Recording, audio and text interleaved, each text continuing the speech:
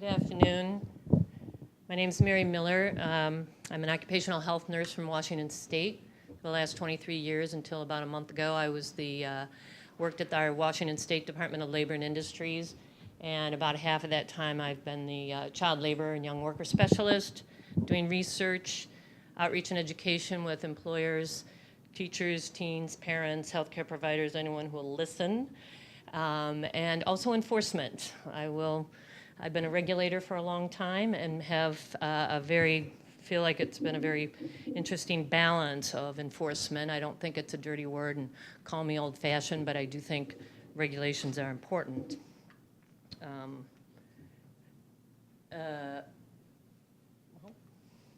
Okay, so I would like to give acknowledgement to Barb Lee, my co-authors, Barb Lee and Marcia Salsuito from the National Children's Center.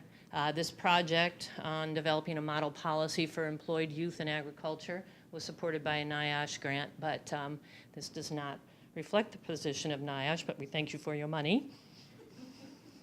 So I'm going to go through these components and maybe generate a little discussion at the end of this.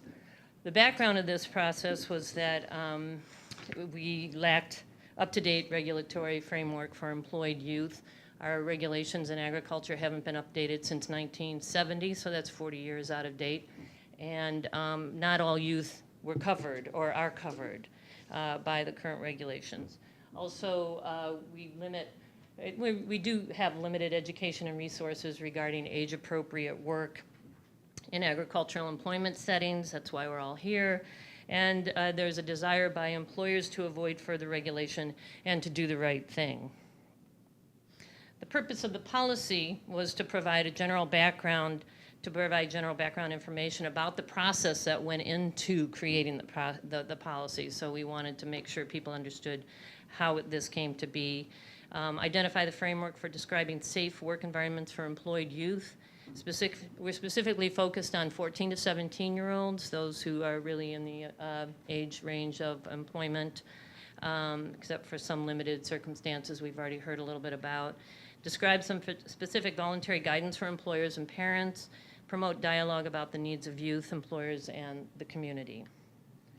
Just to set the backdrop, though, this is as part of background, and we've already been hearing some of this, but the number one reason to limit, that youth are at risk for injuries, which we just heard about from David in particular, is the presence of workplace hazards.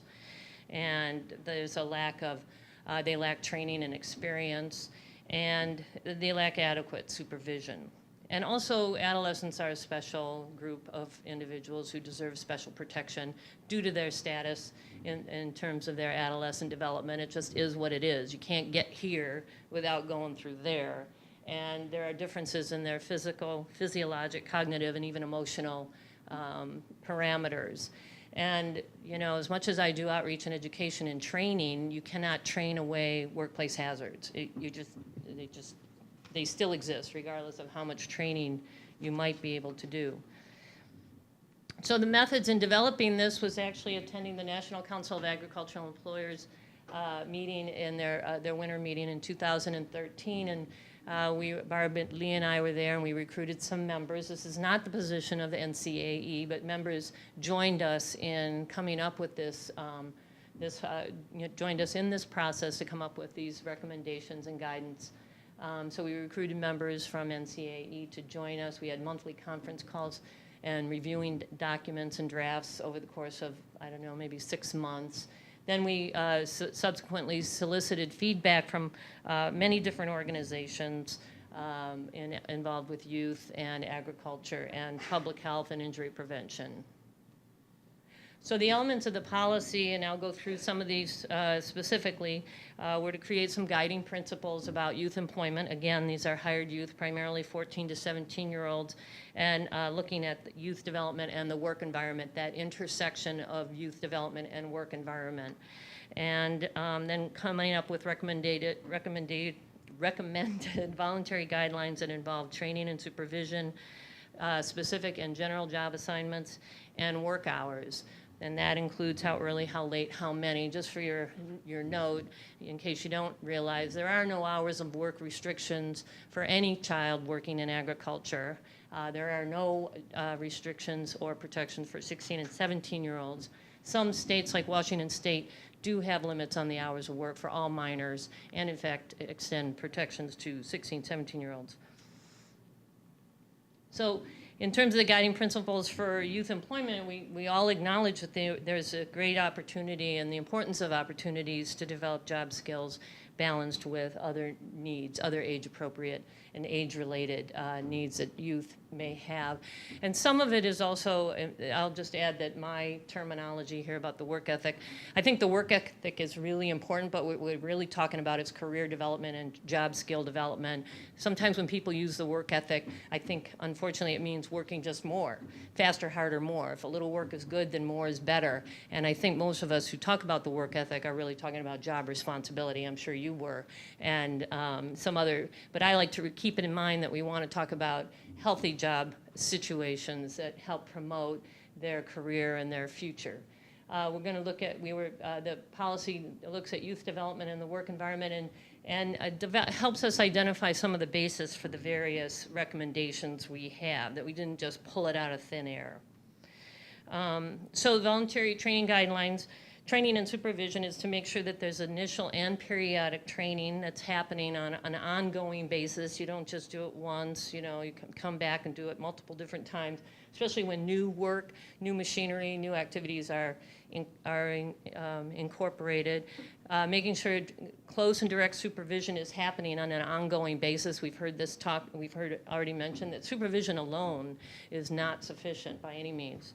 I'm going to talk a little bit about some specific and general guidance on job assignments, but first I'll just mention that I was really happy to hear Frank talk about that no night shift work. There's nobody on the planet that thinks youth adolescents should be working night shift, and shifts should be limited, and that there could be differences for 14, 15 versus 16, 17-year-olds. So any place that youth are employed, and this is true for adults, but we want to make sure it's specific that accident prevention programs are in place, that if you're going to hire youth, that you have an accident prevention program. And particularly, you can tailor them to youth, employed youth. And that 14 and 15-year-olds not be engaged in hazardous work. And then we have graduated job responsibilities for 16, 17-year-olds, not unlike having graduated driver's licenses. In fact, I would argue that nothing magical happens at the age of 18, and those kinds of graduated job assignments may need to continue. And that those in vocational education programs is an example of how people are getting graduated job responsibilities. Noise exposure and prevention noise exposure prevention should also be something that everyone considers as a special issue for youth, and hearing protection be provided for all youth. In Washington State, we do limit that you cannot be in a work environment where the threshold limit value reaches or exceeds the adult threshold. And I will give variances, or I keep talking like I'm still there, and that I would grant variances if they had earmuffs, something a little more that you can verify was compliance, that they were actually wearing them correctly. So no job should involve pesticide exposure of any kind, and I don't know what the EPA is doing with recommendations that no one under 18 be handling pesticides or updating those rules for pesticide applicators. I don't know where that stands right now. No tractors without ROPS or seat belts, for that matter. No work in tobacco harvest. No work in and around grain handling facilities or confined spaces, and this would mean on or off the farm, whether it's an agricultural operation or non-agriculture when it's off the farm. Limit work in extreme heat and cold. In Washington, California, we have heat stress rules that can be utilized to help provide some guidance for youth elsewhere. We presented this at the ASHCA Summit in Minneapolis last fall, and this has been currently being considered by the American Academy of Pediatrics for their endorsement. Trying to get this out in more presentations and distributions through listservs and outreach to organizations. I know Human Rights Watch was using this to distribute at their Senate hearing on youth not working and having youth restricted from working in tobacco. Also, there's a professional publication in the Journal of Agro-Medicine this past July on this. There's a web page on the National Children's Center web page, and we've provided a template where other organizations can take the document and brand it and make modifications, adopt what they would like about it, or take some of it or all of it in whatever manner. And I know the Canadian Agriculture Safety Association adopted it pretty much in its entirety. The part of the policy is to give a whole list of resources, and I think they're in your resource list. I don't know exactly, but the web page would have all the links to all of these different kinds of training tools for employers and teachers and teens. I just want to mention, of course, that there's a big difference, obviously, in school-based and student learner programs where we do have a different level of supervision, different level of training. When you're working in an employment setting, it's very different than being in a supervised school-based program. You're expected to work in a very different manner. The power dynamic is very different. So employment really is a different kettle of fish, so to speak, or can of worms or whatever, than employment settings. So I do want to make that clear that this policy is really about providing guidance to employed youth, not particularly situated in student learner programs.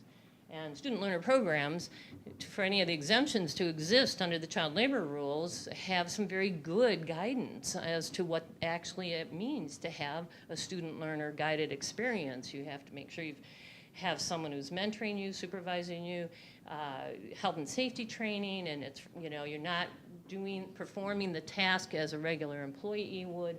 So there's some very good guidance if you're interested to find that out.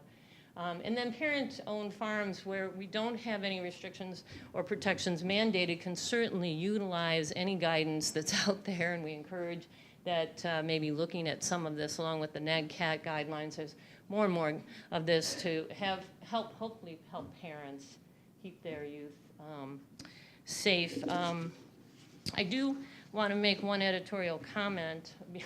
Speaking of speaking up, this is a winning poster from a poster contest in California. It's one of my favorites. We do encourage youth to speak up if they have some issues or concerns, but we also know that it's difficult to get adults to speak up, much less encouraging youth to speak up if something is a problem. But for me, it was a very unfortunate, and I'll be the outlaw, I suppose, an outlier, when the proposal was pulled, because it cut off all dialogue, all discussion, end of story, end of story. And that's just, we made no progress in that regard. And I just think that that's why this kind of opportunity is really important, but not to lose sight of the fact that, there is still a place for making regulatory inroads, but, agriculture has changed in 40 years. And if any of you listening to the Ag HOs, that language goes back more than 40 years, and you can hear it going, what's that all about? The umbilical cord? What?